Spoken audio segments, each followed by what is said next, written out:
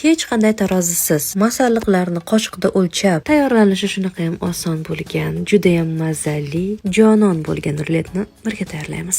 Idishga 5 ta tuxumni chaqib, 9 osh qoshiq shakarni solib, xuddi videodagidek baland oppoq ko'pik bo'lgungacha 10 daqiqa mikserda ko'pirtirib olamiz. So'ngra 8 osh qoshiq sut solib, yana bitta mikserda aylantirib olamiz. Ortidan 3 osh qoshiq elangan kakao va 12 osh qoshiq to'la un solib, pastdan tepaga ko'tarib aralashtirib olamiz. Listga pergament qog'oz ustiga xamirimizni qo'yib, 180 gradusda qizib turgan duxovkaga 15 daqiqaga yuboramiz. Soatingizga qarab turing, juda ham tez tayyor bo'ladi. Pishib chiqishi bilan issiqligida formasini saqlash uchun mana shunday o'rab qo'yamiz. Bu orada kremini tayyorlab olamiz. 1 piyola, ya'ni 200 gram qaymoqqa yarim piyola quyultirilgan sut solib, krem holatiga kelgungacha ko'pirtirib olamiz. Sovigan biskvitlarimizni oralarini ochib, kremlarimizni bir tekisda surtib, ruletimizni asta-sekin o'rab olamiz. Ustini esa xohishingizga ko'ra xohlagan narsalar bilan yasab chiqishingiz mumkin. Men uyimda bor shokoladlardan foydalandim. Mazasiga keladigan bo'lsak, ishoning, Toshkentdagi eng zo'r kafelarda tayyorlanadigan shirinliklardan da zo'r bo'ladi. Albatta tayyorlab ko'ring.